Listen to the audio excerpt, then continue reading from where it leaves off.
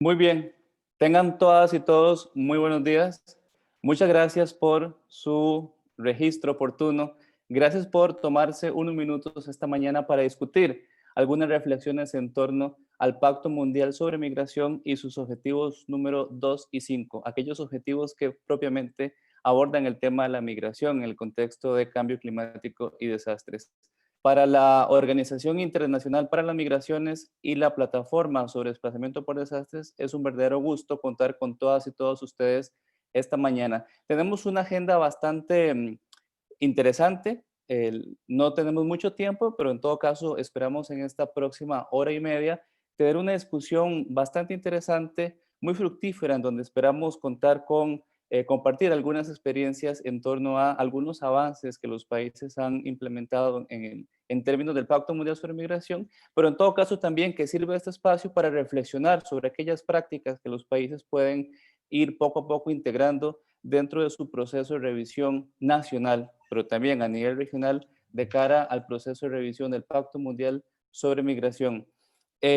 Para iniciar con este evento, quisiéramos antes simplemente recordar que como estamos con la licencia de Zoom, las cámaras y los micrófonos de las y los participantes se encuentra apagada, pero en todo caso, durante el periodo de preguntas y respuestas, ahí podríamos darle la palabra inclusive para que puedan realizar sus preguntas. Tenemos más de 100 personas inscritas en este seminario web, lo cual demuestra el interés del tema en la región de las Américas. Tenemos participantes de todas las Américas, desde Estados Unidos hasta Brasil, Argentina, Canadá. Tenemos también gente que nos acompaña desde Europa. Así que bueno, simplemente reiterarles una vez más el interés por acompañarnos en esta mañana. Pablo Escribano de la OIM y ese servidor, Juan Carlos Méndez de la PTT, vamos a estarles acompañando durante esta mañana. Para iniciar con este seminario web, vamos a darle la palabra a la señora Michelle Klein Salomon, directora de la Oficina Regional de la OIM para Norteamérica, Centroamérica y el Caribe, quien nos va a brindar un mensaje de bienvenida. Adelante, Michelle. Muchísimas gracias. Es un placer estar aquí con ustedes hoy día. Estimadas colegas del Ministerio del Ambiente de Perú, de la Dirección General de Migración y Extranjería de Costa Rica y del Observatorio sobre el Pacto Mundial. Un momentito. Estimado jefe de secretariado de la plataforma sobre desplazamiento por desastres, mi amigo Atle, es un placer de verte. Buenos días, estimados colegas de la PDB y la OIM y estimados participantes. Hace casi 2 años, el 19 de diciembre de 2018, 152 Estados miembros de las Naciones Unidas aprobaron la resolución de la Asamblea General que validaba el Pacto Mundial para una migración segura, ordenada y regular. Este hito culminaba un proceso lanzado en 2016 con la Declaración de Nueva York sobre migrantes y refugiados y marcado por un esfuerzo intenso de consulta entre estados, organizaciones de la sociedad civil y organizaciones internacionales.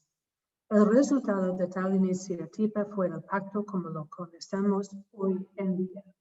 10 principios rectores y 23 objetivos no vinculantes que agrupan una serie de recomendaciones para una gestión más adecuada de la migración. En las palabras de Antonio Gutiérrez, secretario general de las Naciones Unidas, el pacto reafirma los principios fundacionales de nuestra comunidad global, identificando el camino hacia acciones humanas y sensibles que benefician a los países de origen, de tránsito y destino, así como a los migrantes mismos. Quiero señalar, sin embargo, que la adopción del Pacto Mundial mundial no representó solo el final de un trayecto, sino antes que nada es el principio de uno nuevo. Con la definición de objetivos y recomendaciones, el pacto abrió el camino hacia una fase de implementación a través de la cual los países que apoyan el proceso se comprometían a colaborar en un espíritu compartido de gobernanza de las migraciones. Estimados colegas, el Pacto Mundial destaca por el enfoque de 360 grados que ofrece de la movilidad humana. Sus 23 objetivos abordan todos los ámbitos de la gestión migratoria, desde la necesidad de datos hasta el establecimiento de asociaciones, pasando por la protección de migrantes, la gestión de fronteras, la lucha contra la trata, las remesas, la salud y muchos otros temas fundamentales en las circunstancias actuales.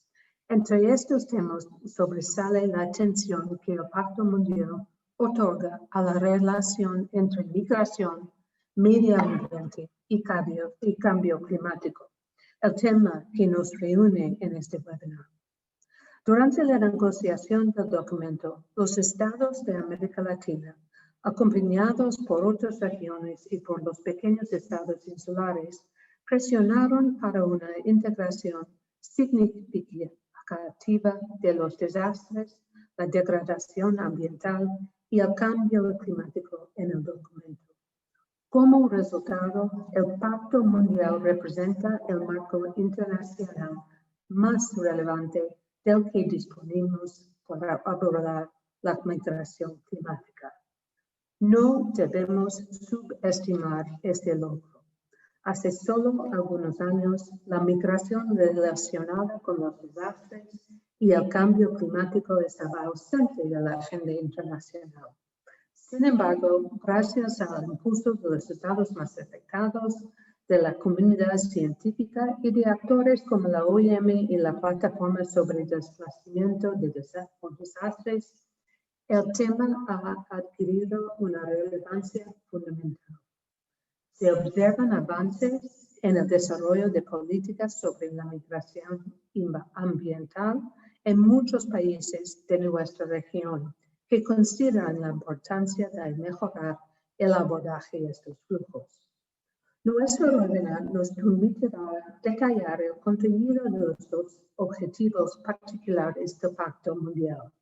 El objetivo 2, sobre los factores adversos estructurales que obligan a las personas a abandonar su país de origen, y el objetivo 5, sobre la disponibilidad y flexibilidad de las vías de migración regular.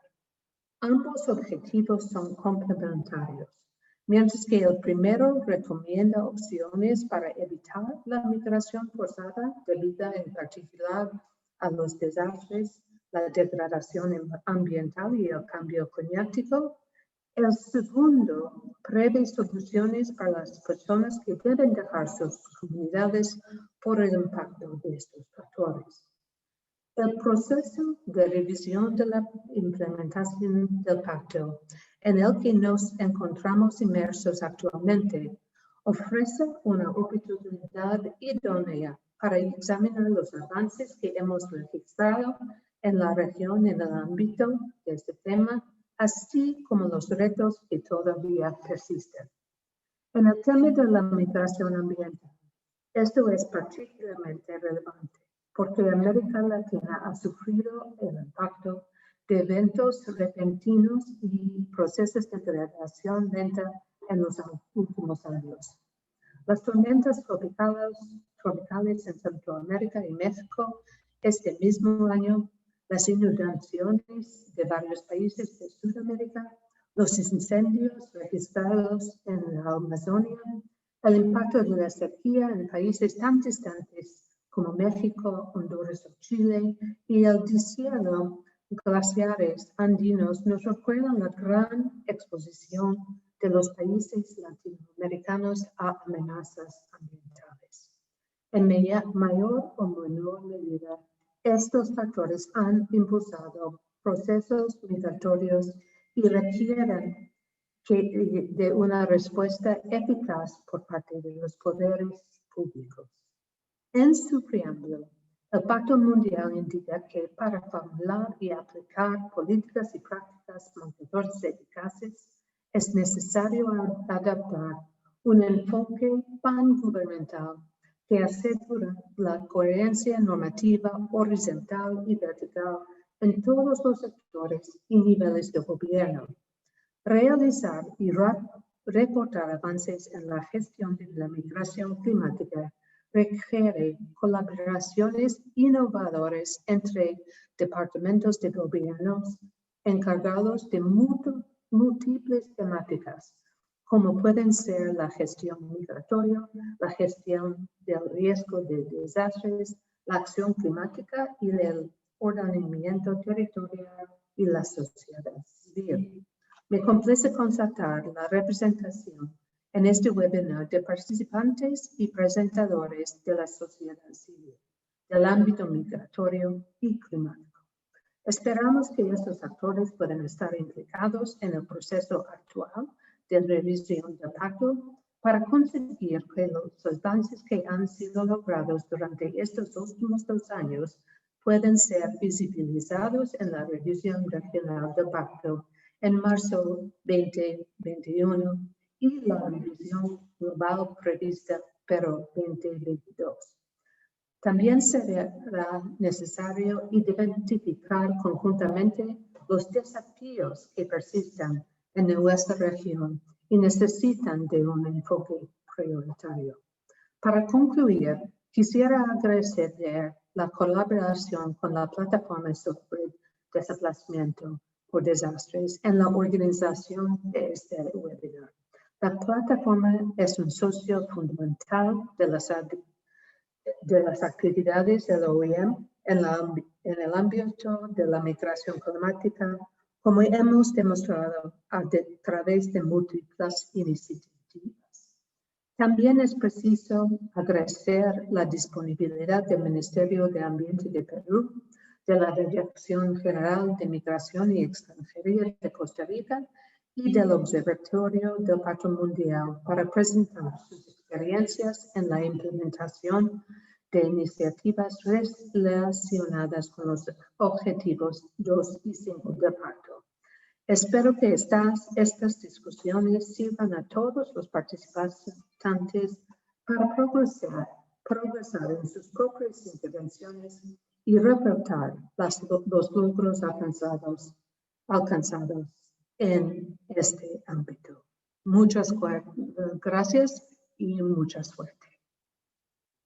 Muchas gracias, Michelle, por esta introducción y por efectivamente recordarnos que el Pacto Mundial para la Migración Ordenada, Segura y Regular efectivamente tiene un enfoque de 360 grados que incluye como novedad claramente 2 objetivos que tienen que ver con el tema de migración, cambio climático y desastres, además de otras menciones muy interesantes sobre el tema en los objetivos 21 y 23.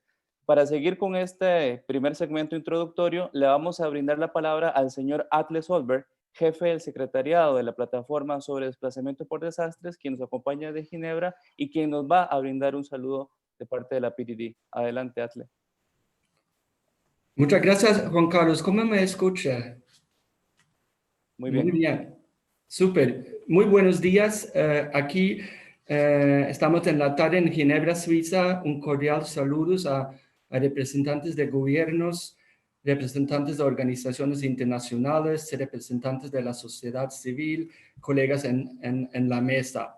Para mí es un honor representar a la Plataforma sobre Desplazamiento por Desastres, PDD, por sus siglas en inglés, y dar unas palabras de apertura con mi colega de la OIM, colega y amiga, la señora Michelle Klein-Solomon.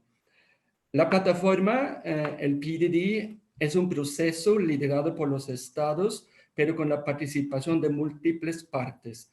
La Secretaría Técnica se encuentra aquí en Ginebra, Suiza, pero también tenemos asesores regionales representados por el señor Juan Carlos Méndez Parquero en esta reunión. El gobierno de Francia tiene la presidencia de la plataforma desde julio de 2019, con Fidji como vicepresidenta. Y contamos con 17 miembros de estados, parte de nuestro grupo directivo, y que incluye a Costa Rica, México y Brasil desde la región en las Américas. Es difícil pensar en una persona más preparada para hablar sobre el Pacto Mundial sobre la migración que Michelle Kind Solomon. Y no puedo agregar mucho de lo que ella nos ha contado ya. Quiero recordarle que con ella y con OIM estuvimos trabajando en las consultas, en el desarrollo y la negociación del el Pacto Mundial en 2017 y 2018. Es un placer para el PDD poder colaborar otra vez con ella y OIM desde una perspectiva regional y con miras de apoyar la implementación del Pacto Mundial y su revisión con cara a 2022 y el aforo de examen de la migración internacional. La PDD se estableció en 2016 para continuar el trabajo iniciado por la iniciativa Nansen y para implementar las recomendaciones de la Agenda de Protección de la iniciativa Nansen. La Agenda de Protección es un documento no vinculante avalado por 109 países en una consulta intergubernamental que tuvo lugar en octubre de 2015 en Ginebra, Suiza. La Agenda de Protección consolida un amplio conjunto de prácticas efectivas y opciones de políticas que pueden ser utilizadas por los estados y otros para reducir y gestionar el riesgo de desplazamiento por desastres y para proteger y asistir mejor a las personas desplazadas por desastres. El Pacto Mundial para una migración segura, ordenada y regular es muy importante para el PDD. Es el primer documento negociado en el marco de Naciones Unidas en que la comunidad internacional asuma compromisos específicos para abordar los impulsores que obligan a las personas a abandonar sus países de origen en el contexto de amenazas naturales, degradación ambiental y los efectos adversos del cambio climático, más proteger o que incluye compromisos a proteger y ayudar a quienes se ven obligados a abandonar sus países en estos contextos. En particular, para nosotros, los objetivos 2 y 5, que son el tema del webinar de hoy, son importantes. Tiene que ver con enfoques para minimizar los factores adversos y estructurales que obligan a las personas a abandonar sus países de origen. Hasta en el objetivo 2 hay un subobjetivo que tiene que ver con desastres naturales, efectos adversos del cambio climático y degradación ambiental. Entonces hay mucha visibilidad en el tema en el objetivo 2. El objetivo 5 es igualmente importante también para el tema del día de hoy, sobre aumentar la disponibilidad y flexibilidad de las vías de migración regular, que también cubre situaciones de desastres, degradación ambiental y el impacto adverso del cambio climático. Quiero, antes de finalizar, enfatizar que el objetivo 2 también tiene una referencia a nuestro trabajo como plataforma.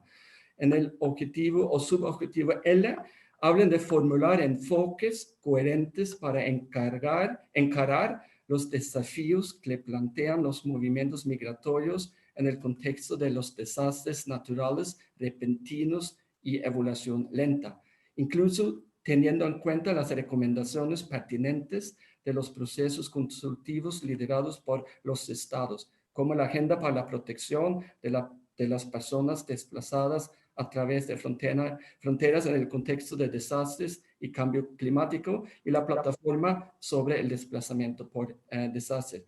Quería mencionarles este subpárrafo para también recordarnos que la idea de hoy es también pensar en cómo formular esos enfoques coherentes, cómo podemos conocer un poco de las prácticas, avances y los retos que se encuentran en la implementación del Pacto Mundial en la región de las Américas. Agradecemos profundamente este evento que hemos desarrollado con socios y estamos aquí a sus órdenes para escuchar y aprender. Muchas gracias y suerte con el webinar. Muchas gracias, Atle, por esta introducción y efectivamente ambos objetivos nos brindan una serie de pautas y de ideas sobre cómo los países tienen que ir reportando en estos dos objetivos. Y para eso justamente es este espacio, para escuchar algunas ideas que de repente puedan brindar alguna inspiración para otros países en este proceso de revisión. Simplemente nuevamente agradecer la participación y saludar a las personas que nos acompañan de toda la región de las Américas. Como les decía al inicio del webinar, tenemos más de 110 personas inscritas, lo cual demuestra el interés por este tema. Y vemos dentro de la lista de participantes viejos amigos como el señor Diego Beltrán, que es un viejo aliado también de estos temas en la región de las Américas. Pablo, seguimos con la agenda. Sí, muchas gracias, Juan Carlos. Y ya realmente sin más dilaciones, te quería pasar la palabra a Rudy Maxwell, quien es oficial principal regional de Enlace y Políticas, para que nos hable un poco del proceso de revisión del pacto, cómo está siendo organizado y cuáles son las siguientes etapas. Adelante, Rudy. Muchísimas gracias, Pablo. Muchas gracias, Juan Pablo. Yo tengo una pequeña presentación que voy a compartir con ustedes. Ok, espero que puedan ver la presentación. Ok, excelente. Sí. Súper. Mi tarea hoy es comentarles, darles alguna información sobre el proceso de la revisión regional del Pacto Mundial para la Migración Segura, Ordenada y Regular en América Latina y en el Caribe. Pero antes de nada, me gustaría resaltar que la OIM está coorganizando esta revisión conjunto con la CEPAL y en su capacidad de coordinadora de la red de las Naciones Unidas de migración y conjunto con las agencias y los programas y fondos de las Naciones Unidas. Lamento mucho que nuestro colega Paulo Saad, director de la CELADE, del Centro Latinoamericano y Caribeño de Demografía, no pueda estar con nosotros hoy debido a una serie de reuniones dentro de la sede de la CEPAL. ¿Cuál es el origen de la revisión regional del Pacto Mundial para la Migración? Como decía la directora regional de la OIM, la aprobación del Pacto Mundial por parte de los Estados miembros es el final de un proceso y no es solo el final de un proceso, sino es el principio de un nuevo proceso, de un nuevo camino que se refleja en el seguimiento, en la aplicación del pacto. Y eso se refleja, bueno, principalmente en el Pacto Mundial, en los párrafos 48 y siguientes, que dicen que los Estados miembros van a examinar los progresos realizados a nivel nacional, local, regional y mundial para aplicar el pacto en el marco de las Naciones Unidas mediante un enfoque dirigido por los Estados con participación de todos los interesados pertinentes. Y en este momento, una pequeña aclaración a lo que se refiere todos los interesados pertinentes. Es una definición, bueno, uno de los principios rectores del pacto es el principio 10, que tiene un enfoque pansocietal. Entonces, cuando nosotros referimos a todos los interesados pertinentes, estamos incluyendo la sociedad civil, las organizaciones de jóvenes, de diáspora, autoridades y comunidades locales, el sector privado, organizaciones de empleadores, sindicatos, parlamentarios, instituciones nacionales de derechos humanos, la Cruz Roja, la Media Luna Roja y académicos y medios de comunicación. ¿Cuáles son los objetivos del pacto, de la revisión regional del Pacto Mundial? Principalmente son 4. Permitir a los gobiernos y las partes interesadas pertinentes hacer una primera revisión de la implementación del pacto. ¿Qué se ha logrado en casi 2 años desde la aprobación del pacto? ¿Qué son los desafíos, pero también las oportunidades, prioridades y brechas en la aplicación del pacto? Y también, por supuesto, es una oportunidad para compartir buenas prácticas entre los países de la región. Además, tiene como objetivo formular hallazgos y recomendaciones clave para informar como se dice, al examen de la migración internacional, el IMRF por sus siglas en inglés, International Migration Review Forum, que tendrá lugar en el año 2022. Y por último, también, bueno, estamos enfrentando una situación muy grave frente a la pandemia de COVID-19. Es una oportunidad considerar la aplicación del pacto en situación de pandemia. ¿En qué consiste la revisión regional en América Latina y el Caribe? Principalmente consiste en una fase preparatoria. Ahorita estamos apoyando a los gobiernos en la preparación y organización de la revisión regional. Estamos facilitando la participación de los procesos, plataformas y organizaciones subregionales, regionales y intrarregionales. Por ejemplo, como la CSM, la CRM, la CMC en el Caribe, el SICA y otros organismos en la región para que puedan participar en la reunión. Pero también a las partes interesadas pertinentes.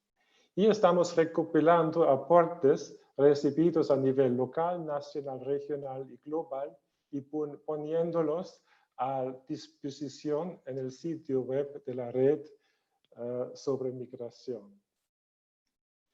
Y también consiste, bueno, de la reunión principal que tendrá lugar, que se desarrollará en marzo de 2021. Y el objetivo de la reunión principal es ofrecer un espacio para el debate cubriendo los 23 objetivos del pacto a través de 5 mesas redondas. Es una oportunidad para considerar las especificidades y prioridades regionales, incluyendo el impacto de la pandemia de COVID-19.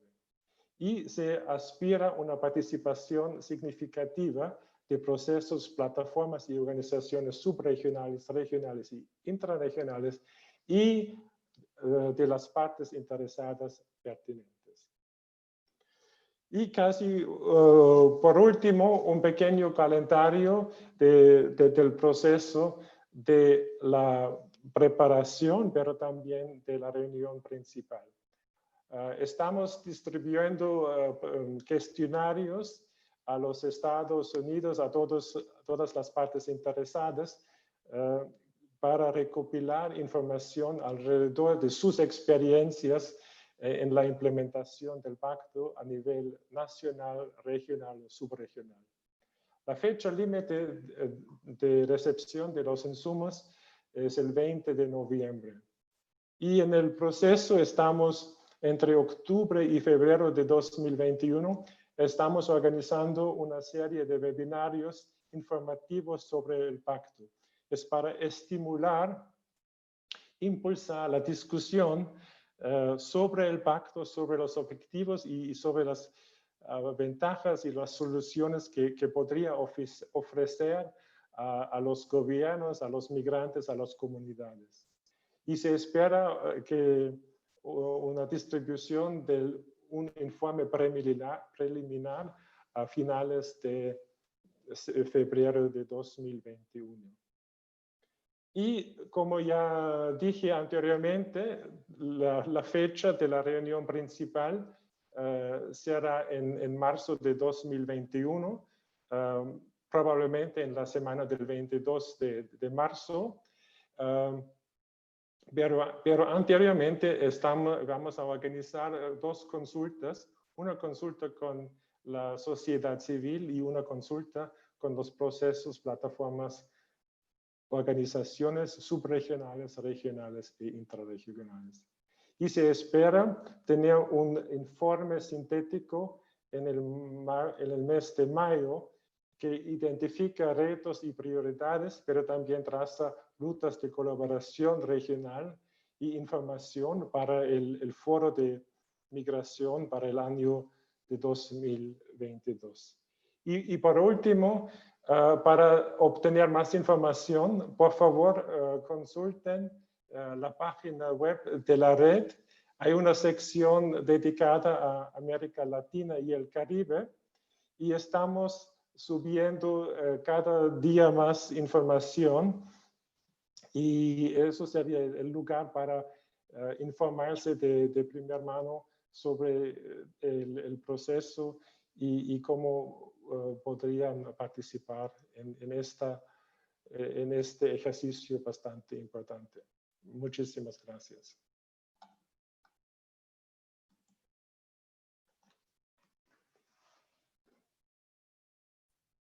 Muy bien, muchas gracias Rudy por esta introducción y por ponernos en perspectiva y en contexto, ¿verdad? Porque es que justamente estamos realizando este seminario web, justamente porque 152 países tomaron la decisión de adoptar un pacto mundial sobre migración y dentro de esos compromisos está la tarea de reportar periódicamente ciertos avances. Para lo cual entonces hemos invitado en primer lugar a un representante de la sociedad civil. Tenemos con nosotros al señor Manuel Aris, de la organización no gubernamental Espacio Público, quien nos va a compartir en unos minutos el desarrollo de este observatorio sobre el Pacto Mundial, que tiene su sede en Chile y que de alguna manera nos puede brindar unas ideas innovadoras sobre cómo los países podrían eventualmente reportar avances en los objetivos que cubre el Pacto Mundial. Este webinar, por supuesto, se enfoca únicamente en el objetivo 2 y 5, especialmente, ¿verdad? Los que tienen que ver con cambio climático y desastres, pero en todo caso que sirva este ejemplo del Observatorio sobre el Pacto Mundial de Chile para darnos algunos insumos a los países en este proceso de revisión a nivel nacional y regional. Adelante, Manuel. Bueno, muchas gracias Juan Carlos y a los organizadores de este importante espacio de conversación en un tema en el que tenemos que ponernos de acuerdo como países, academia, sociedad civil, activistas, organizaciones de migrantes. En general yo creo que el principal desafío que presenta este problema se debe enfrentar en base al diálogo y la colaboración, y ese espacio de diálogo y colaboración es lo que ha inspirado la creación de este Observatorio del Pacto Mundial de Migración, que es una idea que nace de Pablo Valenzuela, que fue director del Servicio Jesuita Migrante en Chile. Se acerca a Espacio Público, que es un centro de estudios en Chile, y ahí comenzamos a buscar financiamiento y contamos con el apoyo de Avina y Fundación Colunga para armar este observatorio que en su primera etapa ha desarrollado el instrumento y lo ha aplicado a 3 países. Y eso es lo que yo les quiero contar hoy día. Quiero comentarles, bueno, primero el objetivo de este observatorio es monitorear el cumplimiento del Pacto Mundial por una migración segura, ordenada y regular, viendo cuáles son los estándares que presenta el pacto y cómo esos estándares se cumplen o no en la política migratoria de cada país que pasa por una intervención, que pasa por la revisión de este observatorio. Son parte entonces del observatorio, como ya les comenté, la Fundación Avina y Fundación Colunga, que hicieron posible que pudiéramos montar el observatorio, Y por parte de México, la organización que aplicó el instrumento a la política migratoria mexicana fue el INEDIM, y la Universidad Antonio Ruiz de Montoya en el caso peruano. En Chile, la Fundación Espacio Público fue la que aplicó el instrumento a la política migratoria chilena. Y ahí hay quizá una primera particularidad. Todos sabemos, o bueno, nosotros al menos en Chile sabemos muy bien que el gobierno de Chile no se negó a firmar el Pacto Mundial por una Migración Segura, Ordenada y Regular, pero nosotros quisimos aplicar de todas maneras este instrumento a la política migratoria en Chile porque consideramos que el pacto refleja estándares mínimos relacionados con el cumplimiento de derechos humanos, con la colaboración que debe haber entre distintos países para poder enfrentar este problema de manera coordinada, y por lo tanto creemos que más allá de que exista o no exista una firma formal por parte de un país a este instrumento, de todas maneras es posible evaluar si es que los estándares de derechos humanos y de política se cumplen o no se cumplen por parte de los estados. Entonces la pregunta, a mí me pidieron exponer en este espacio, por una parte, la metodología que ocupamos en el observatorio, que es una metodología que por primera vez la aplicamos en estos 3 países y que tenemos muchos aprendizajes para una segunda ola, entre comillas, en la que podemos aplicarlo, y en segundo lugar, hacer un doble clic en los resultados que tuvimos en los objetivos 2 y 5. Entonces, sobre la primera pregunta, que es la forma en la que evaluamos la política migratoria de cada país según los estándares del pacto, nosotros construimos un índice, principalmente para facilitar el análisis y la comparabilidad. La gracia del índice es que expresa en un número el nivel de cumplimiento de los estándares. Además permite que podamos comparar ese desempeño entre distintos países y que podamos comparar además cada país a lo largo del tiempo, si es que nosotros pensamos que podemos replicar la aplicación de este instrumento en una serie de años. Y el resultado por país se logra por 2 factores. El primero es una batería de indicadores objetivos que valen el 80% de la evaluación del índice, y el segundo factor es una evaluación de la comunidad de expertos de cada país que evalúa los principios rectores, el cumplimiento de los principios rectores del pacto, que es una evaluación que vale el 20%. En esta primera aplicación ocupamos esos valores, pero obviamente eso se puede ir ajustando a lo largo del tiempo para futuras aplicaciones del instrumento. Respecto de los indicadores objetivos, tomamos cada uno de los objetivos del pacto, sus compromisos y acciones, y las acciones las operacionalizamos en variables, es decir, en preguntas. Y la idea era que cada pregunta fuera autoexplicativa, que además tuviera una definición temporal que nos permitiera definir si es que existía o no existía alguna cualidad, que tuviera una definición clara de la magnitud de la unidad que estábamos observando, y que fuera plausible de responder por medio de fuentes de información accesibles o disponibles. Este fue un tremendo desafío. Nosotros ocupamos, por ejemplo, mucho las leyes de transparencia de estos 3 países, de México, Perú y Chile, y nos sirvió también para darnos cuenta de algunos déficits de información que existían. En algunos países hacíamos la misma pregunta, por ejemplo, al Ministerio del Interior y al Ministerio de Relaciones Exteriores, y teníamos respuestas que a veces eran contradictorias. Entonces, el ejercicio de la aplicación de este instrumento también fue interesante más allá de sus resultados. Y esta operacionalización de los objetivos del pacto y de sus acciones concluye en variables dicotómicas, es decir, que tiene una respuesta sí o no ante la presencia o la ausencia de ciertas propiedades que debiera tener a la luz del pacto la política migratoria. No quisimos hacer escalas de gradualidad porque tendía a volver algo poco objetiva o más dependiente de la evaluación del equipo de la organización ANCLA en cada país, el resultado o la respuesta que se entregaba. Y creíamos que para simplificar el instrumento era mucho mejor trabajar con este tipo de variables.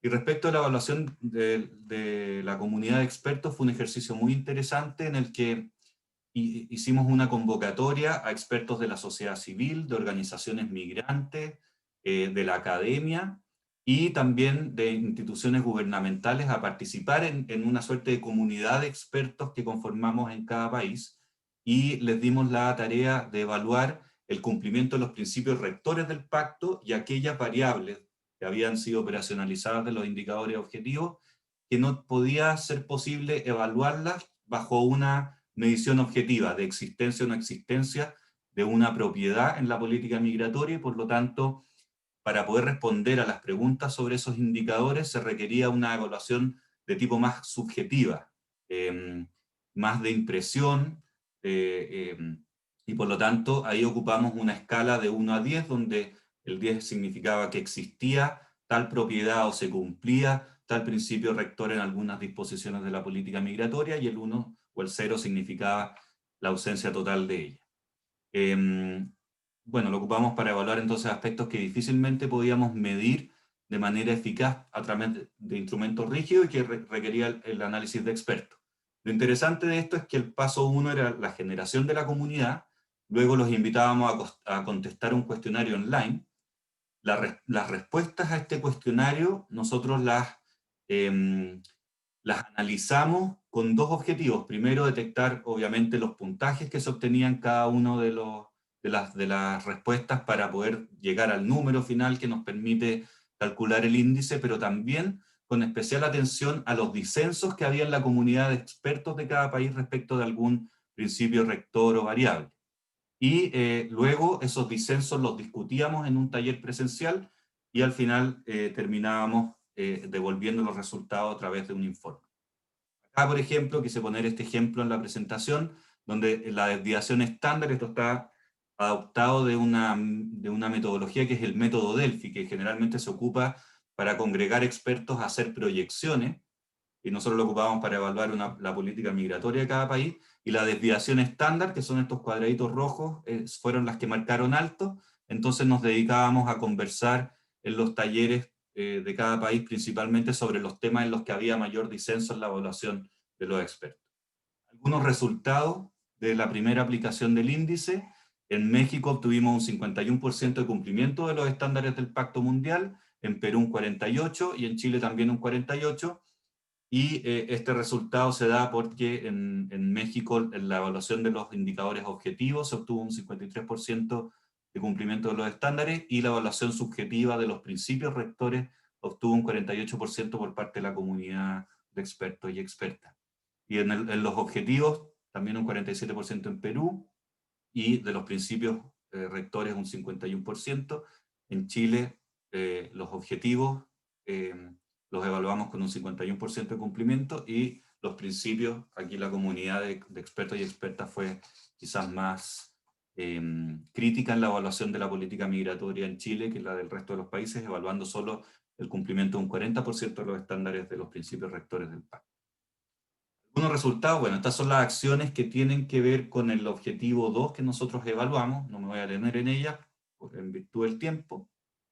Y en el objetivo 2, que es de minimizar los factores adversos y estructurales que obligan a las personas a abandonar su país de origen, en México obtuvimos un 33% de cumplimiento, en Perú un 14% y en Chile un 53%. Estos son los indicadores objetivos correspondientes al objetivo 2. Principalmente en México, ahora voy a hacer doble clic en cada país. En México, como antecedente, levantamos la firma de 2 cartas de intención por parte del gobierno mexicano que tenían por objeto llevar a cabo esfuerzos conjuntos a fin de ejecutar proyectos de cooperación internacional para enfrentar el desafío que plantea el objetivo 2, y también la elaboración de una estrategia nacional de cambio climático. Y además nos dimos cuenta que el gobierno mexicano contaba con un sistema nacional de cambio climático, con un sistema de información sobre el cambio climático que contribuía a enfrentar los problemas que ofrece el objetivo 2.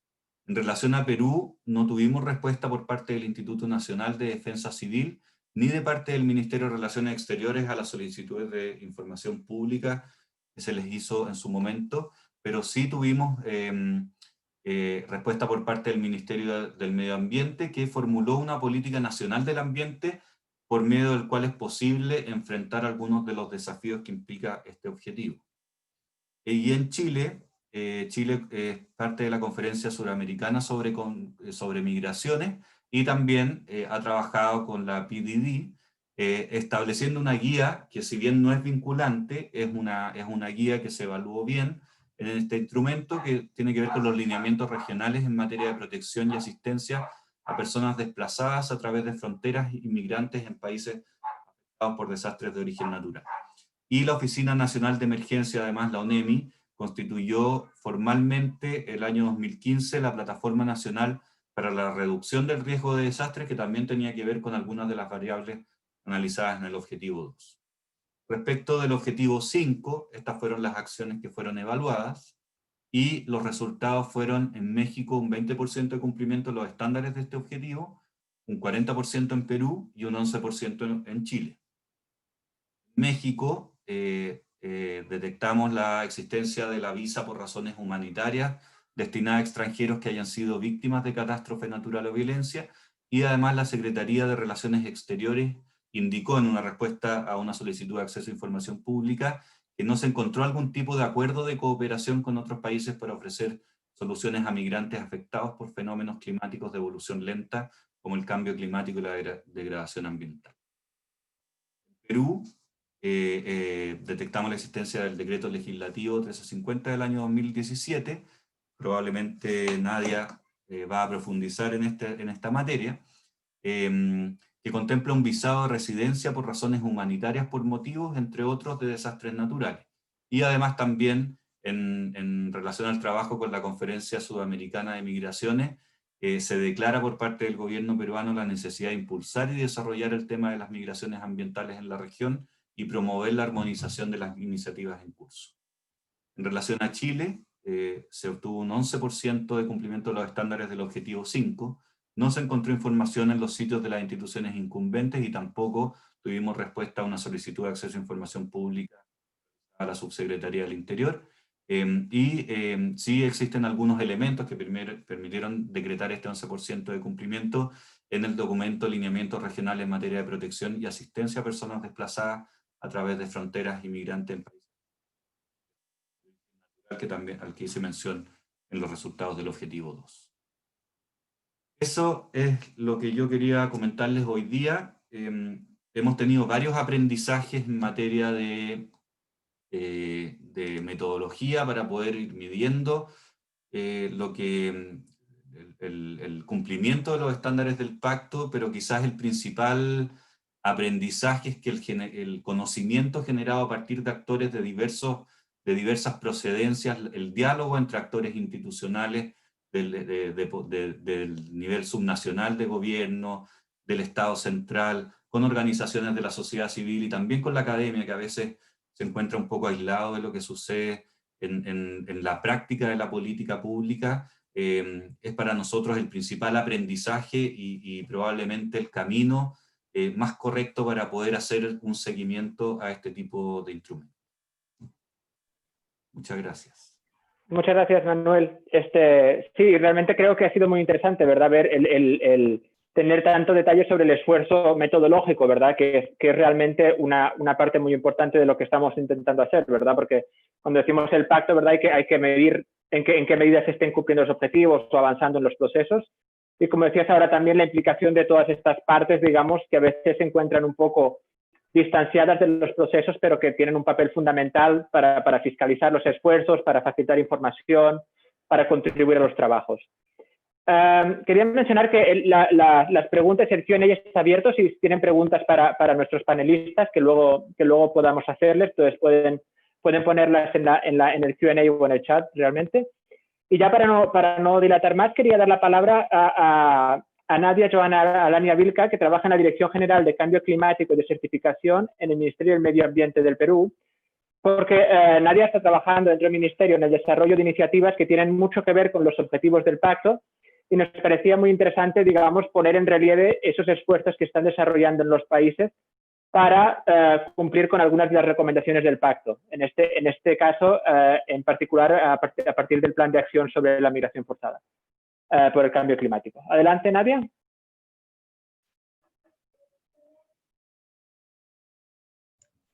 Sí, gracias, Sergio. Perdón, ¿me confirman si se puede ver la proyección, por favor? Se podía, pero ahora ya no. No sé si habría que volver. Intenta volver a compartir porque se ha puesto y se ha ido. Ya, ok.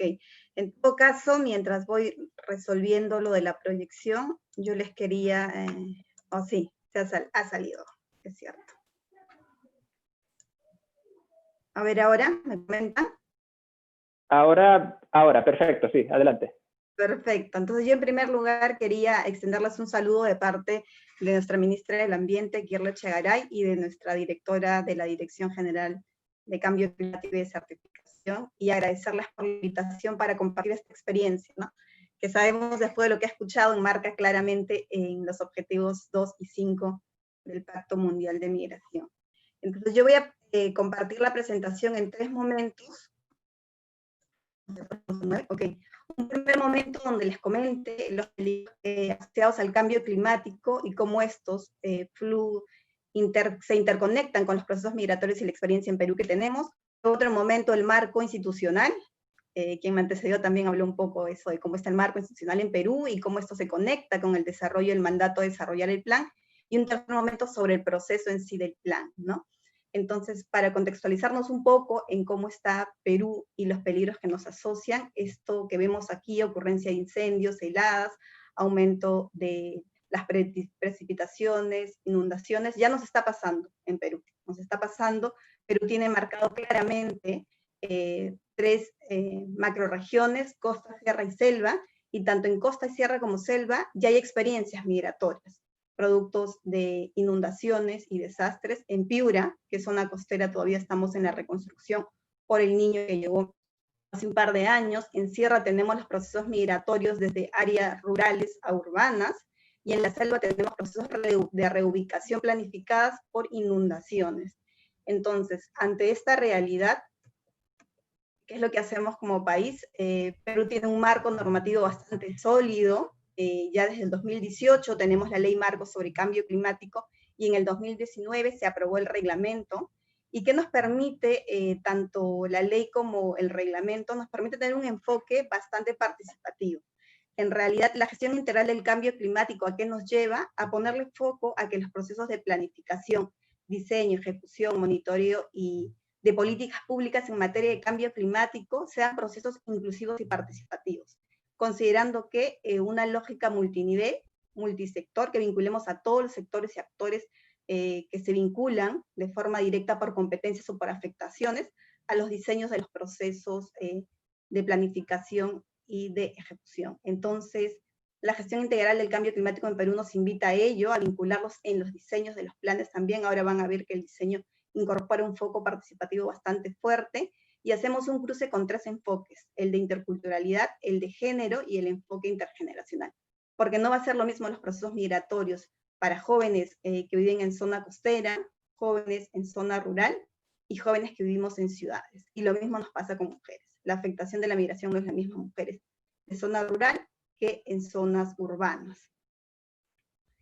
¿Por qué era importante hablarles del marco normativo? Porque después de nuestra ley, la ley nos coloca el mandato de crear y emitir un plan. Y aquí hay una diferencia que es importante mencionar, porque la ley nos dice que el Poder Ejecutivo emite un plan. Sin embargo, el reglamento otorga el mandato al que el Ministerio del Ambiente, en coordinación con el otro ministerio que también trabaja migración interna, que es el Ministerio de la Mujer y Poblaciones Vulnerables, asuman el desarrollo del plan. Entonces, el marco normativo ya nos genera a nosotras las condiciones institucionales para empezar a trabajar y abordar el tema a mayor profundidad. Eso es lo que me parecía importante contarles, que a veces las iniciativas son muy importantes de la ciudadanía o los sectores de cooperación, pero si el marco institucional no es sólido, los procesos no van a ser sostenibles. Eso era uno de los puntos que era importante comentarles. Entonces, en este contexto de la ley y el reglamento, también era importante contarles que habían hitos previos que empezaban a hablar y contar sobre cómo la migración ya está afectando a nuestro país. En el 2015, nuestra Estrategia Nacional de Cambio Climático empieza a tocar el tema y habla de la migración como un efecto del cambio climático. 2018 acabo de contarles, 19 también por el reglamento, y empezamos a abordar el tema con un primer taller de migración, medio ambiente y cambio climático, porque era importante sumar a otros actores del proceso, porque sabemos que también falta información en nuestro país sobre este vínculo relacional de migración y cambio climático. En todo el 2020 estamos en el proceso de elaboración del plan, que es el plan para prevenir y atender la migración causada por efectos del cambio climático, y esperamos tenerlo hacia el 2021. Es importante contarles que el MINAM es la autoridad nacional en materia de cambio climático, por eso se nos delega la función de diseñar el plan. Y tenemos 3 hitos o momentos importantes dentro del plan, porque entendemos que el plan nos genera cierta relevancia. ¿Y por qué es relevante el plan para nosotros como país? Porque nos va a permitir disminuir la presión sobre infraestructura y ecosistemas. Va a prevenir o evitar la posibilidad de conflictos sociales, porque sabemos que los procesos migratorios también traen conflictos sociales producto del choque de culturas, de la necesidad de cobertura de servicios educativos, sanitarios. Entonces es importante preparar también nuestra atención de servicios sanitarios, educativos y sociales. Entonces, estos son como los 3 focos que le estamos colocando, y hay que reconocer también que para quienes diseñamos este proceso, y está totalmente focalizado a poblaciones y sus medios de vida, que son los que les permiten seguir en las zonas y sus territorios, trabajar el foco en los ecosistemas, cuencas, y verificar qué pasa con la infraestructura, los bienes y servicios, ¿no? De forma complementaria, me gustaría mencionarles que este plan tiene todo un proceso de articulación, que no queremos que sea un plan aislado, porque necesita alimentarse de otros procesos y políticas nacionales. Por eso yo solo quiero ver que nos centremos en estos circulitos que están resaltados. Este plan tiene todo el soporte del marco de la ley y su reglamento, de la Estrategia Nacional de Cambio Climático, que estamos a puertas de actualizarla. El próximo año vamos a actualizar la estrategia y pensamos incorporar el componente de migración y cambio climático. Y desde el foco de adaptación tenemos la Estrategia Nacional, el Plan Nacional de Adaptación, que también va a empezar a articular e incorporar este vínculo entre migración y cambio climático. Y todo esto de miras a nuestro plan bicentenario como país. Los enfoques, ¿por qué para nosotras es importante los enfoques? Yo les mencionaba anteriormente que estos son los 3 enfoques, y tenemos una mirada interseccional, porque cuando tú cruzas género e interculturalidad, la vulnerabilidad de la población cambia, ¿no? No es lo mismo mujer de ciudad que una mujer de zonas andinas, como les comentaba. Y también es importante porque esto nos permite tener una acción integral desde el Estado, viendo las diferentes vulnerabilidades que se puedan desarrollar. Actores importantes en el marco del plan, la elaboración del plan, como les mencioné, en el marco de la gestión integral del cambio climático, tiene esta lógica multiactor, multisectorial, multinivel. Considera que es importante relacionarse con los gobiernos, con los sectores del gobierno que tienen competencias. Entonces hay que generar todo un proceso de focalización para ver quiénes más asumen funciones en el diseño y desarrollo e implementación del plan. Gobiernos regionales y locales, porque normalmente son los actores implementadores. Cooperación internacional y el foco en los actores no estatales, que finalmente son quienes nos permiten validar el plan. Y acá al otro lado derecho, en la implementación, estábamos pensando en la misma lógica de actores, pero incorporarlos en sus agendas sectoriales y regionales, pensar que este plan tiene que sumarse en todos los espacios de gobernanza climática que tenemos como país, y desarrollar material para sensibilizar e implementar el plan, porque de nada vale tener un plan si no ha sido compartido, sensibilizado, y se va incorporando en el diseño de los instrumentos de gestión local y regional. Mencionarles también que en este abordaje del diseño del plan estamos siendo acompañados por OIM y el Instituto Potsdam para la investigación de los impactos del cambio climático. Entonces tenemos todo un soporte también de expertise técnica en la materia. Y esta es la parte final que quería compartir con ustedes, es el proceso. En este momento estamos en la etapa número 1, que es la elaboración de la propuesta técnica del plan. Luego pensamos pasar un proceso participativo, porque nuestro marco de cambio climático nos invita a ello, a sumar y vincular a múltiples actores. Luego queremos hacer una revisión de la propuesta técnica después de pasar por este proceso para validar nuestra propuesta del plan y verificar si efectivamente atiende las necesidades identificadas.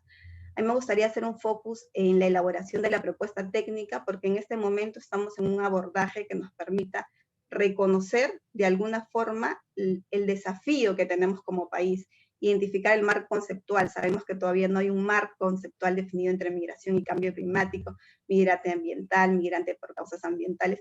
Sabemos que hay un desafío en ese sentido también. Por eso nuestra primera etapa es de elaboración exploratoria, para identificar también un contraste entre lo que dice la información internacional y lo que nos está pasando como país, para identificar los drivers de migración, cuáles son las rutas actuales que pueden estar generándose en procesos migratorios, qué impactos va a tener en nuestra población, ecosistema. Entonces, en este momento, estamos en este primer momento de elaboración de propuesta técnica y reconocemos que tiene que ser un proceso también articulado con diferentes entes, tanto de cooperación internacional como de nuestro país. Y esperamos, como les comentaba en el gráfico anterior, que hacia el próximo año tengamos ya este plan y nos permite ir implementando acciones.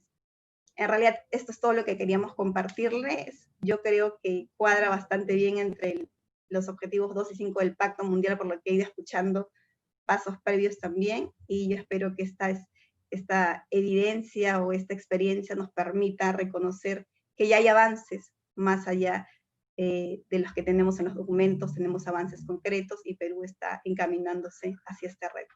Muchísimas gracias. No, muchas gracias a usted, Nadia. Efectivamente, esta experiencia de Perú, claro que nos sirve a todas las personas, a todos los actores, a todos los países que próximamente deben iniciar este proceso de revisión. Pero la experiencia de Perú es muy interesante porque efectivamente, como decía Rudy, también estimula este tipo de conversaciones y de compartir estas prácticas, no solamente para que los países puedan efectivamente incorporar la dinámica de la movilidad humana dentro de los planes de acción en materia de cambio climático, sino que además nos brinda ideas sobre cómo los países pueden efectivamente reportar, porque no solamente tiene que ver con la gestión migratoria. Ese tipo de prácticas que lidera en el caso de ustedes el Ministerio de Ambiente de Perú, claro que sí, tiene que estar dentro del reporte que los países vayan a brindar como parte de los avances a 2 años de haber adoptado el Pacto Mundial sobre Migración. Esto en materia de cambio climático y lo que uno entendería como procesos de evolución lenta. Pero ¿qué pasa con el tema de desastres?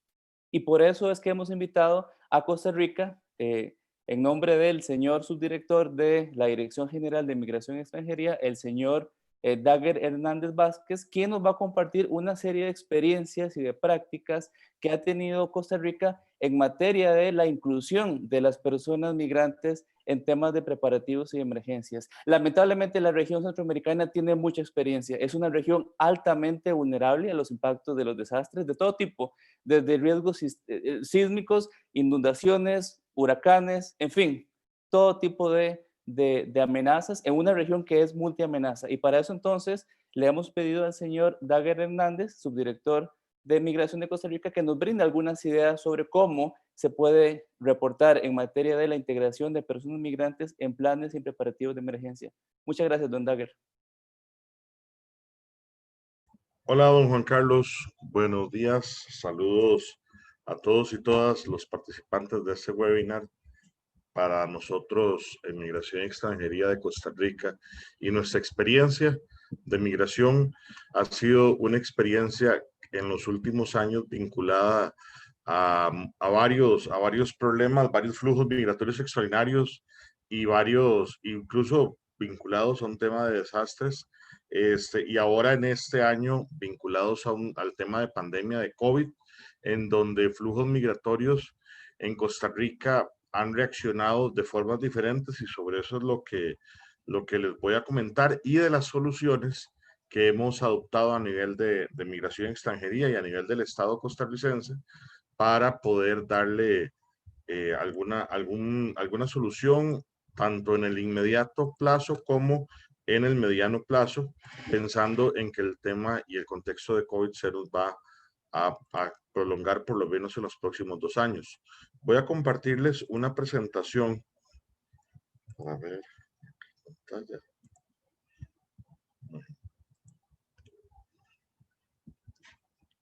¿Sí la logran ver?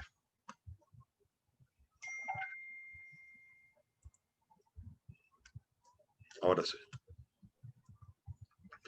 El tema, el título habla sobre integrar la migración en estrategias de reducción de riesgo de desastres, el caso de Costa Rica. Yo les voy a tocar propiamente 3 temas. Uno, primero, flujos extraordinarios, flujos migratorios extraordinarios, así le llamamos nosotros, en el contexto COVID, que reaccionaron ante el cierre de fronteras y que reaccionaron ante los diferentes procesos que estábamos teniendo en este año en el país. Nosotros tuvimos que hacer una coordinación con la Comisión Nacional de Emergencia y con la sociedad civil para la atención de estos flujos extraordinarios, con la sociedad civil primordialmente para un proceso de legitimación de la actuación del Estado en el contexto COVID. Y les doy el ejemplo de un flujo extraordinario, una migración que ya existe en nuestro continente, que en este caso se vio plenamente atendida por esa coordinación con la sociedad civil, que fue la migración haitiana.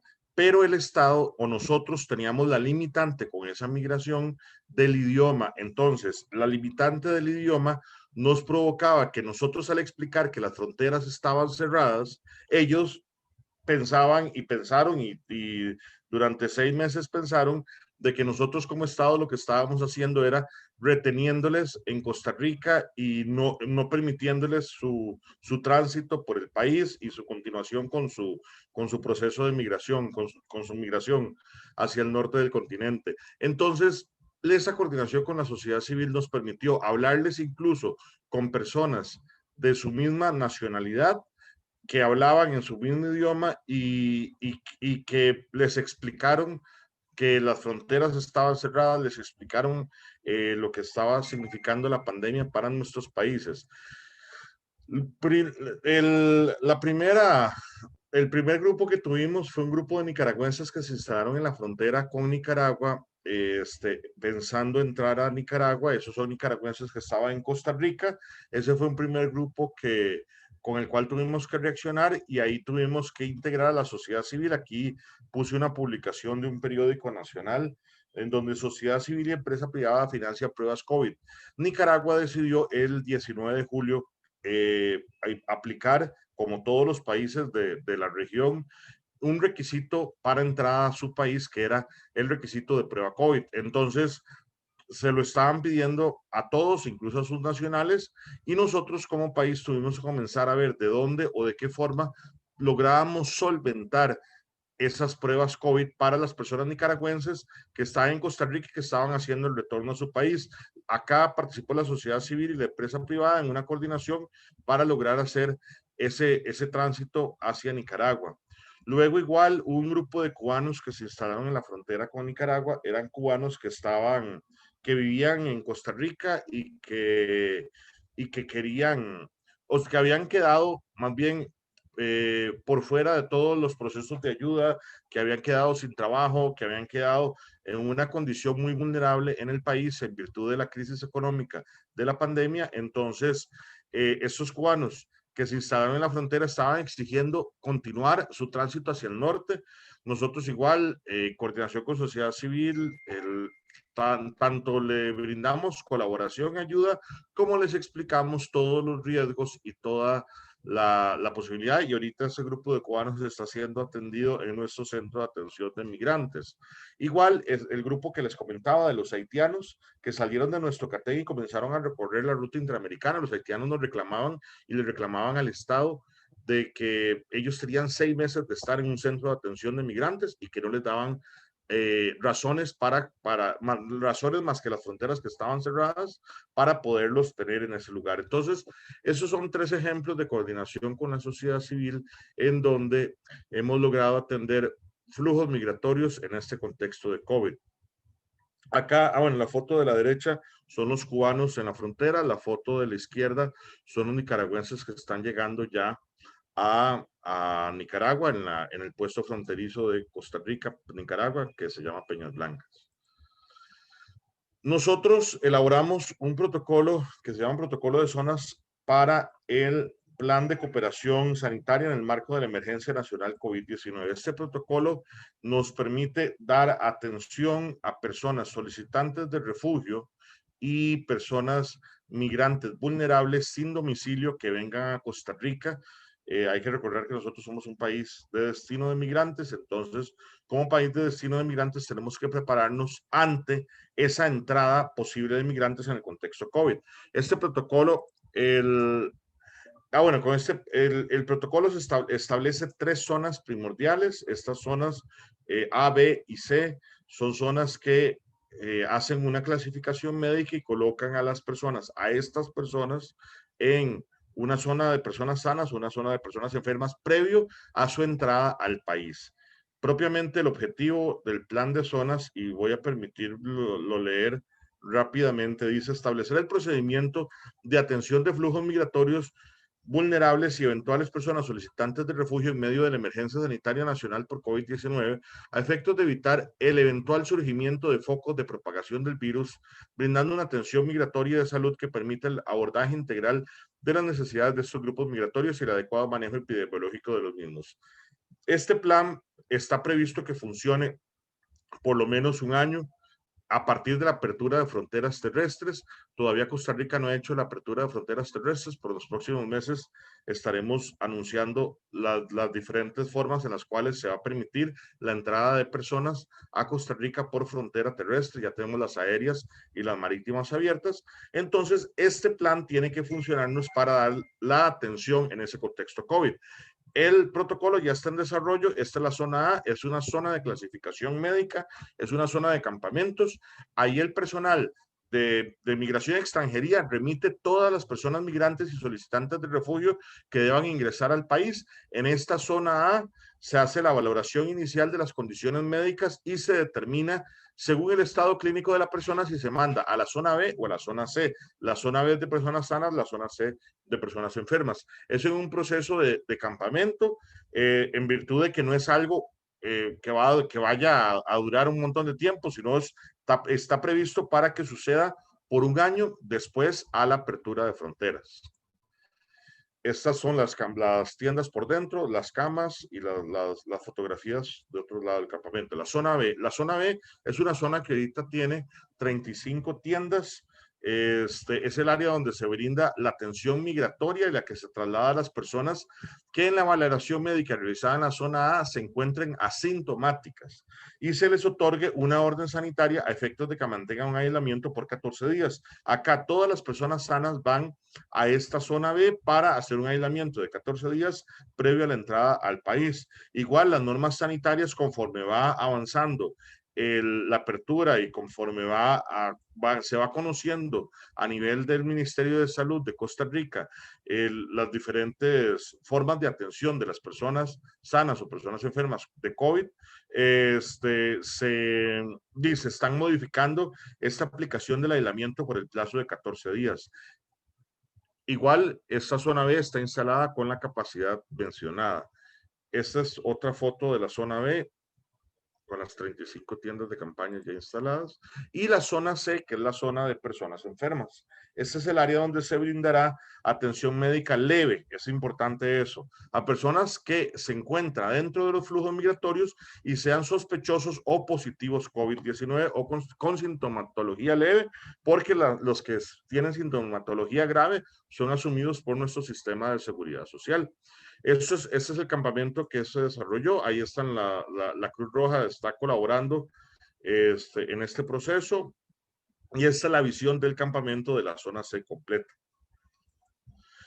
Por último, nosotros como tenemos entre un 10 a un 11% de nuestra población es migrante, tuvimos que crear un proceso de digitalización y atención por citas como una forma de hacer prevención de COVID-19. Entonces hicimos una transformación digital de la Dirección General de Migración y Extranjería para sacar citas por teléfono, el número 1311, sacar citas gratis por la página web, ahí está la página web de migración, y atención digital de trámites en la plataforma tramiteya.go.cr, que esa tal vez sea la mayor transformación a nivel de migración de migración de Costa Rica en los últimos 20 años, en donde le estamos ofreciendo a las personas migrantes una plataforma digital para que ingresen a sus trámites, para que ingresen digitalmente la documentación para poder accesar a una categoría migratoria en Costa Rica. Esas han sido 3 de las acciones, una con la sociedad civil, otra, un plan que nos prepara para la apertura de fronteras, y una tercera, una digitalización que da atención a los migrantes que ya están en Costa Rica en el contexto COVID. Son 3 acciones que hemos tomado que me parecieron muy importantes en virtud del tema que estamos tratando. Entonces, don Juan Carlos, yo creo que esa es mi exposición. Quedo atento a cualquier consulta. Gracias. Muchas gracias al señor Daguer Hernández, subdirector general de la Dirección General de Migración y Extranjería, por recordarnos que efectivamente en un contexto de pandemia en curso como el que estamos viviendo en toda la región y en todo el mundo en realidad, efectivamente se conjuga con una serie de vulnerabilidades preexistentes. Esto es un poco lo que la Oficina de las Naciones Unidas para la Reducción de Riesgos de Desastres ha denominado riesgos sistémicos en distintos niveles y en cascada, en donde pandemias se suman a condiciones preexistentes, como por ejemplo los efectos de cambio climático, y efectivamente los países tienen que implementar sobre la marcha ese tipo de acuerdos operativos y humanitarios para atender flujos, inclusive migratorios en tránsito, ¿verdad? Por supuesto no hay mucho tiempo, pero me recuerdo que hace algunos años también, durante el paso del huracán Otto, justamente Costa Rica y la Dirección General de Migración y Extranjería, en conjunto con la Comisión de Emergencias, tuvo que también brindar una atención particular a aquellos flujos migratorios que transitaban por Costa Rica justamente durante el paso de la emergencia. Y es este tipo de prácticas las que tienen que visibilizarse también dentro de este proceso de revisión de cara al Pacto Mundial. Así que bueno, con estas 3 presentaciones damos el cierre a la parte de presentaciones y vamos a dar unos minutos para abordar algunas consultas que nos han llegado muy interesantes. Tenemos poco tiempo, pero realmente sí queremos dedicar unos minutos para abordar una serie de preguntas que nos llegaron por el chat y por la inscripción que Pablo nos va a comentar. Sí, muchas gracias. Quizá la primera pregunta, quería retomar la del chat de Cindy Hernández, que mencionaba la dificultad a veces de integrar la sociedad civil, ¿verdad? Por ejemplo, en los países del norte de Centroamérica hay dificultades o está vetada la participación de la sociedad civil. Hay muchos desafíos, digamos, en que estos acuerdos no vinculantes, como es el pacto, digamos, cómo crear la voluntad política para evitar, digamos, que se queden un poco en acuerdos que no tienen una aplicación concreta, ¿verdad? Y me parece que realmente la sociedad civil quizá pueda tener este papel, ¿verdad?, de fomentar el papel de los estados. Quería quizá preguntar tanto a Manuel como a Rudy, quizá primero, ¿cómo ven el papel de la sociedad civil dentro de ese rol de empujar a los gobiernos, de fiscalizar el pacto? Quizá a nivel de lo que ha podido hacer Espacio Público, y Rudy también después sobre cuál es el papel de la sociedad civil en la revisión. Si quieres, Manuel, empezar. Bueno, muchas gracias. Sí, el tema de la participación de la sociedad civil es un temazo, como decimos nosotros, es un desafío importante porque influyen muchas variables y además es un indicador de la solidez de las democracias de los países, la capacidad de participación que permiten. Y yo creo que es un desafío que puede observarse en 2 niveles. Primero, para que exista participación de la sociedad civil, deben haber espacios de participación, y eso significa la definición más básica de la participación ciudadana es ceder poder, y eso significa que desde la institucionalidad, principalmente pública, se cedan espacios de decisión o se abran espacios consultivos, se entregue información, que es quizá el primer piso para poder ejercer después por parte de la sociedad civil el derecho a la participación ciudadana. Para poder hacerlo hay que tener información, y eso en varios países de América Latina todavía es un desafío pendiente porque el derecho de acceso a información pública no está suficientemente consolidado, las normas sobre transparencia tienen una serie de deficiencias, etc. Entonces, se deben abrir espacios de participación, debe existir información, que por ejemplo la que nosotros ocupamos en este observatorio. Y en segundo lugar, no solo es un desafío para el sector público, sino que también es un desafío para los mismos actores de la sociedad civil. En la sociedad civil debe existir, por una parte, capacidad técnica para poder procesar la información, para poder elaborar propuestas que sean efectivamente aplicables en la realidad, que tengan que ver con el marco jurídico en el que se desarrolla, lo que hablaba Nadia también. Y en segundo lugar, debe existir capacidad de articulación. A veces nos enfrentamos en algunos países con organizaciones de la sociedad civil que están divididas, que a veces compiten por recursos, y eso también va en detrimento de la capacidad o el potencial transformador que pueden tener las propuestas que se hagan desde el tercer sector a la política pública. Yo creo que son en esos dos grandes, lo dividiría en esos dos grandes estamentos, por decirlo así, la responsabilidad que tiene el sector público y la propia de la sociedad civil para poder ejercer una participación que sea efectivamente transformadora. Muchas gracias, Manuel. Rudy, si quieres un poco mencionar cuál es el papel de la sociedad civil en la revisión del pacto y cómo se prevé. Muchísimas gracias y aprovecho la oportunidad para felicitar a mis colegas panelistas por sus presentaciones muy interesantes y útiles. Con respecto a la participación de la sociedad civil, hay que recordar primero que es un principio rector del pacto acordado por los países miembros. Es decir, es el principio 10, un principio fundamental en la cual se basa el pacto y su implementación. Y desde la parte de las Naciones Unidas, estamos felicitando el involucramiento de la sociedad civil en base de 4 principios. El primer principio es la transparencia, es decir, la participación de la sociedad civil está abierta a todos. El segundo principio es la de inclusión. Queremos que lo mejor, la gran cantidad de participantes podrían participar. El principio de diversidad. Deberían ser diferentes grupos de la sociedad civil que deberían participar. Y también estamos preocupados para facilitar, asegurar una participación activa en todo lo que concerne el proceso de la revisión regional. En términos concretos, hay 2 o 3 caminos que facilitan la participación de la sociedad civil. En el primer lugar, deberían ser dentro de sus países. Los gobiernos, cuando hacen, digamos, un inventario de lo que se ha logrado en la implementación del pacto, deberían involucrar a la sociedad civil. Además, bueno, estamos mandando un cuestionario a los organismos subregionales, regionales, para que puedan mandar insumos en la fase preparatoria de la revisión regional.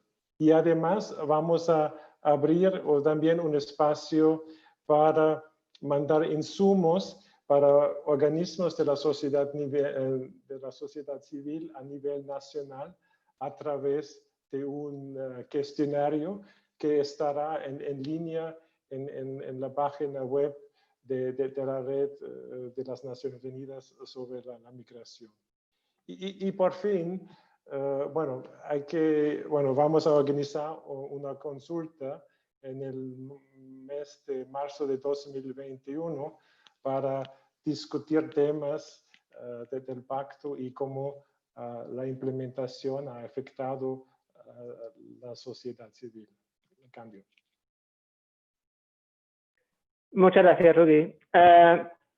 La siguiente pregunta es muy relevante, ¿verdad? Y trata un poco de qué información tenemos sobre la aplicación, ¿verdad? Y pregunta en particular sobre el cumplimiento de los objetivos 2 y 5 del pacto en Centroamérica y particularmente en el Triángulo Norte, para lo cual realmente, digamos, de momento todavía no tenemos, porque hay otra pregunta que menciona que están desarrollando indicadores similares un poco a los de Manuel, pero para Centroamérica. Y como no existe todavía ese trabajo, digamos, de la Academia de Sociedad Civil, realmente estamos esperando que los países puedan cumplir y enviar los formularios para que ellos presenten sus avances, ¿verdad? Sabemos, por ejemplo, en Guatemala, la revisión del Plan Nacional de Adaptación tiene un nuevo capítulo sobre movilidad y cambio climático que salió el año pasado, si no me equivoco, en 2019. En Honduras esperamos también que el gobierno pueda reportar los avances en el tratamiento de los fenómenos adversos del cambio climático a nivel de la sequía, por ejemplo. Pero, digamos, entendería que la herramienta principal sería los cuestionarios de los gobiernos. Juan Carlos. Sí, esto, Pablo, se liga con la otra pregunta que recibimos por parte de un participante de Brasil que también nos decía, bueno, ¿cómo podemos reportar el tema de cooperación transfronteriza en el tema de migración por cambio climático y desastres? Y aquí, afortunadamente, la región centroamericana tiene algunas experiencias muy interesantes. El Estado salvadoreño, El Salvador, justamente adoptó una nueva legislación hace muy poco tiempo que incluye también una provisión que tiene que ver con brindar asistencia humanitaria. Pero no quisiera poner en el spotlight otra vez a Rudy o Atle, pero de repente nos puedan ayudar porque también hay una pregunta que nos hacen y nos dicen, bueno, tenemos indicadores para el objetivo 2 y 5. Y hay otra pregunta que nos hacen. Esto implicaría, la persona de Brasil nos pregunta, esto implicaría, y de Venezuela también que nos pregunta, esto implicaría que tenemos que trabajar en una categoría migratoria nueva de migración ambiental. Entonces, más bien, de repente Rudy o Atle nos pueden ayudar con estas preguntas. Con el tema de indicadores y el tema de si es necesario una categoría de migración ambiental, que es una de las preguntas de los participantes. Bueno, tal vez puedo empezar con el tema de una categoría de migrante. Creo que hay que pensar en esquemas migratorios que permiten dinamizar procesos migratorios frente a fenómenos como el cambio climático y desastres. Y lo más que podríamos lograr este objetivo a través de formas de migración regular, segura y ordenada, lo mejor serían los resultados por los países receptores, los países de origen y, por supuesto, para los migrantes. Y entonces, bueno, creo que hay que ver caso por caso qué sería la forma más adecuada en adoptar y implementar medidas que permiten este tipo de migración. Podría ser de una migración temporal, por supuesto, en un contexto como mencionas. Cambio y quedo en este momento acá. Atle.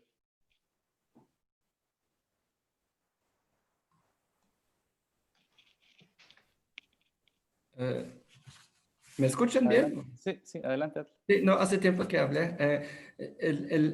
La pregunta sobre otras categorías migratorias, creo que lo que es muy interesante del pacto es que ya existen categorías migratorias que se pueden usar. Existe la figura de una visa humanitaria, existe la figura de una protección temporal. Sabemos que países como Argentina, Perú, Chile, Brasil ya tienen categorías migratorias que contemplan la situación de una persona que se mueve en un ambiente de cambio climático o desastres. Entonces me gustaría enfatizar que en el objetivo 5 hay dos subobjetivos, el F y la G, que hablan de esas categorías, esos instrumentos migratorios que se pueden aplicar en situaciones de desastres y cambio climático. Y antes de empezar a crear nuevas categorías legales, sabemos que los países tienen interrogantes. Necesitamos otras categorías legales. Antes de entrar en esa discusión que va a ser muy larga y complicada, nuestro mensaje es partir de lo que ya existe. A partir de figuras de visas humanitarias, protección temporal, que ya han servido para brindar asistencia, protección y admisión en situaciones actuales. Entonces, para explicarlo, tal vez mantener dos ideas, trabajar con lo que existe, mirar el pacto mismo, que es muy bueno en ese sentido. Abren ya esos instrumentos que existen y que la idea es fortalecer sus aplicaciones y incrementar su uso. Es un poco el mensaje de nosotros. Espero que contesté la pregunta. Muchas gracias, Atle. Antes de darle la palabra a Pablo, que también tiene un par de consultas para nuestros panelistas, solamente recordar que como parte del proceso de revisión sería importante que los países del área, especialmente los países de Centroamérica, Norteamérica y América del Sur, utilicen también como un ejemplo de buenas prácticas, dando respuesta a la pregunta del colega de Venezuela, el tema de los lineamientos que se han adoptado en el marco de la Conferencia Suramericana sobre Migraciones hace un par de años. Alba Goicoechea, que está en la audiencia, lo podrá saber mejor que yo, pero son unos lineamientos, como mencionaba Manuel, que si bien no son vinculantes, realmente nos brindan un muy buen ejemplo concreto de este tipo de cooperación transfronteriza frente a desplazamiento por desastres y los efectos adversos de cambio climático. Lo mismo sucedió en América Central en el marco de la Conferencia Regional sobre Migración, la CRM, hace unos años, que adoptó una guía de prácticas eficaces en esta materia. Pablo, seguimos entonces con las últimas consultas antes de cerrar este espacio tan productivo. Sí, quería hacer una pregunta que aparece en el chat a nuestros colegas de gobierno, tanto Nadia como Dager, porque mencionaba una pregunta, la cuestión de los presupuestos, ¿verdad? Mencionaba algunas dificultades, por ejemplo, que se evidencian en Guatemala con el hecho de que los presupuestos no estén necesariamente desagregados a nivel de género, a nivel de vulnerabilidades, a nivel más inclusivo, y también, digamos, la dificultad a veces que existe para que los ministerios o las entidades encargadas de los desastres, del cambio climático, puedan abordar con los presupuestos necesarios acciones destinadas a cumplir los objetivos del pacto, ¿verdad? Entonces, quizás quería preguntarte, Nadia y también Dager, ¿cómo funciona la cuestión de, por ejemplo, los presupuestos dentro del marco del desarrollo del plan de acción o en el caso de Costa Rica, digamos, para atender las necesidades de los migrantes que aparecen, ¿verdad?, y no necesariamente estaban previstos. Quizá Nadia primero.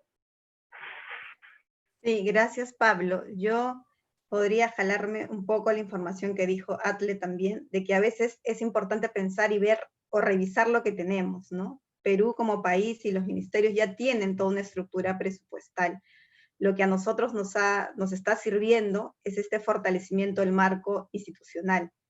Hay un antes y un después de la Ley Marco de Cambio Climático y su reglamento, coloca al MINAM como autoridad nacional en materia de cambio climático, y dentro del marco de las funciones y la estructura que se constituye en esta nueva arquitectura, también crea autoridades sectoriales, regionales y locales, que son nuestros gobiernos regionales y nuestros sectores del Estado. Y dentro de las funciones, genera las competencias para que incorporen en sus presupuestos anuales, sus planes estratégicos, sus POI, las medidas de adaptación y mitigación, e incorporen las acciones que se desarrollan para atender los efectos del cambio climático. Entonces es importante recordar que como autoridad nacional tenemos la competencia de desarrollar el plan y que esta competencia también va a ser trasladada a los sectores, ¿no? Y entendiendo las funciones que nos da la ley marco y su reglamento, le pide expresamente que incorpore dentro de sus planes, de su planeamiento presupuestal, estas acciones que se desarrollan. Entonces yo creo que aquí como Perú tenemos una ventaja porque el marco institucional está bastante consolidado. El desarrollo del plan entra en un mandato de la ley, no en una iniciativa de sector. Entonces, como país se asume la tarea de forma integral, ¿no? De todas maneras, hay que reconocer que es un reto construir el plan, pero que tenemos el marco institucional que permite luego las acciones del plan se empiecen a desarrollar, encaminar. Entonces, yo creo que eso me parece importante de mencionar. Sin un marco institucional sólido, sabemos que las acciones a largo plazo no son sostenibles. Muchas gracias, Nadia. Sí, quizá Dager también es la pregunta sobre cómo, digamos, se determinan o cómo se priorizan esos presupuestos para atender a las necesidades de los migrantes. No, nosotros a nivel de presupuesto nacional tenemos una asignación presupuestaria, sin embargo, la misma no logra cumplir todas las expectativas y necesidades de tanto de nosotros como administración como de las personas migrantes. Muchas veces, y creo que en los últimos años, ahora don Juan Carlos mencionó el tema del huracán Otto, y cómo intervenimos nosotros en la atención de las personas migrantes que estaban en ese momento en el huracán Otto, igual a como ahora lo estamos interviniendo con las personas migrantes que están en el marco del COVID de Costa Rica o que están cruzando por Costa Rica. Nosotros hemos acudido y estamos acudiendo en este momento a la cooperación internacional, a la colaboración de organismos, a OIM, ACNUR, que nos han estado colaborando en todos los procesos de atención, y esto logra complementar los presupuestos institucionales y cooperación bilateral directa con Migración y con el Estado de Costa Rica para poder complementar los presupuestos que tenemos y así poder darle atención. Entonces, esa ha sido, por decirlo así, la forma en la cual nosotros hemos ido solventando las necesidades urgentes, faltantes y las expectativas que a veces se tienen para poder lograr dar una mejor atención a las personas migrantes que están siendo afectadas por algún tema de desastres acá en Costa Rica. Cambio. Muchas gracias. Sí, ya nos estamos quedando sin tiempo y es una lástima porque había preguntas interesantes sobre, por ejemplo, el tema de las sociedades de acogida, ¿verdad? Cómo, digamos, las actividades tienen que tomar en cuenta la situación de los migrantes a las zonas donde llegan, que es algo que va a estar en el plan de acción de Perú y que también tiene implicaciones a nivel de la reducción del riesgo. También sobre la nomenclatura de las personas que se mueven por efectos del cambio climático. Y son preguntas, digamos, que seguimos disponibles para responder. Lamentablemente no tenemos tanto tiempo. Entonces quería acabar con una pregunta quizá que me parece muy interesante y conclusiva de José, que preguntaba que desde el área académica están trabajando en crear indicadores para medir el cumplimiento de los objetivos 2 y 5, ¿verdad? ¿Y qué recomendaciones podríamos hacer? Y quisiera, quizá para esta última pregunta, hablar con Manuel si nos podría resumir rápidamente cuáles son algunas de las recomendaciones después del trabajo que han hecho que podrían identificar para colegas que quieran hacer un proceso similar, ¿verdad?, de medir el cumplimiento de estos objetivos. Bien, a ver, en base a la experiencia que hemos tenido nosotros, la primera recomendación es siempre mirar los objetivos que ustedes van a evaluar del pacto como un estándar más allá de la redacción práctica que tenga. En el fondo, el objetivo refleja un espíritu que pretende o que debiera encarnarse en la política pública, en la política migratoria, y por lo tanto tener esa visión al redactar los indicadores. Para la práctica de determinar los indicadores, para nosotros fue muy difícil, pero a la vez importante, poder separar el trigo de la paja, como se dice, lo que es provechoso de lo que en realidad no vamos a poder nunca medir. Y por lo tanto, desgranar lo más posible en los compromisos y las acciones que dependen de cada objetivo, en qué dispositivos de política pública implica cada uno de ellos. En algunas acciones te vas a encontrar 2 o 3 probables normativas, reglamentos, acciones gubernamentales, etcétera, que tienen que ver con eso, y por lo tanto es importante listarlas, trabajarlos, y que sea un trabajo además que permita cierta ida y vuelta. O sea, tú a veces defines cuáles van a ser los indicadores, vas a aplicar esos indicadores a las fuentes de información que definiste, y te das cuenta que los indicadores no necesariamente estaban bien formulados. Cuando sea la primera vez que lo apliquen, y ha sido también eso un aprendizaje que hemos tenido, dense la oportunidad de hacer redefiniciones en base a la metodología, porque si no la rigidez va a impedir lograr construir un instrumento que sea efectivo. Y por último, la última recomendación es la idea que yo les contaba que encarnaba o que inspiraba la creación del observatorio, que es tratar de convocar una comunidad de expertos y expertas de diversos ámbitos. El tema migratorio suele ser un nodo de diversos temas: infancia, género, medio ambiente, etcétera. Y por lo tanto hay que estar muy abierto y muy atento a cuáles son los expertos y las expertas de esos diversos ámbitos que tienen que ver con estas materias, aunque no sean especialistas en materia migratoria, sí desde sus distintas especificidades pueden aportar mucho a la evaluación del cumplimiento de estos objetivos. Y que también esa convocatoria a expertos permita el diálogo y permita la discusión de disensos, porque nos vamos a encontrar con disensos en ese diálogo, y es importante ir acercando visiones que permitan un diagnóstico más o menos compartido, aunque nunca lo logremos 100% compartido por parte de todos los expertos y expertas. Muy bien, muchas gracias, Manuel. Lamentablemente hemos llegado al fin de este seminario web. Siempre en este tipo de eventos el tiempo es nuestro peor enemigo y desafortunadamente tenemos que hacer un cierre. No podemos retener a nuestros panelistas eternamente, aunque quisiéramos compartir con ellos durante toda la mañana.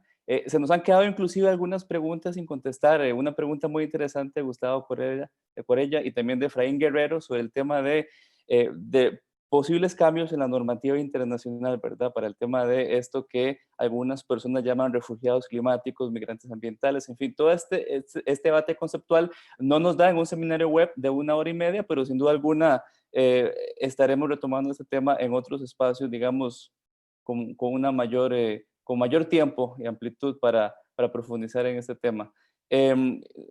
Quisiera solamente darle un agradecimiento finalmente a nuestras panelistas, a la señora Nadia Alanya, que nos acompaña de Perú, del Ministerio de Medio Ambiente del Perú, por supuesto al señor Dager Hernández, subdirector de Migración de Costa Rica, y por supuesto a nuestros y nuestros colegas de la PDD y de la OIM, Pablo Escribano, al señor Rudy Maxwell, al señor Asle Solberg y a la señora Michelle Klein Salomón por acompañarnos durante esta mañana. Ha sido un espacio muy interesante. Esperamos que efectivamente quienes nos acompañan en otras latitudes hayan tomado nota de todas estas buenas prácticas, buenas experiencias que debemos considerar e incluir cuando nuestros países empiecen ya a reportar avances en materia del Pacto Mundial sobre Migración y puntualmente con relación a aquellos avances que nuestras sociedades, nuestros países hayan tomado con relación al objetivo número 5 y 2, propiamente en el tema de movilidad humana en el contexto de desastres y cambio climático. Esta grabación se les va a compartir próximamente, así que bueno, si quieren nuevamente retomar alguno de los temas que aquí se discutieron, les llegará también la grabación de este seminario web. Con esto entonces damos por finalizado este seminario, esperando que todas y todos ustedes se encuentren muy bien de salud y hasta la próxima.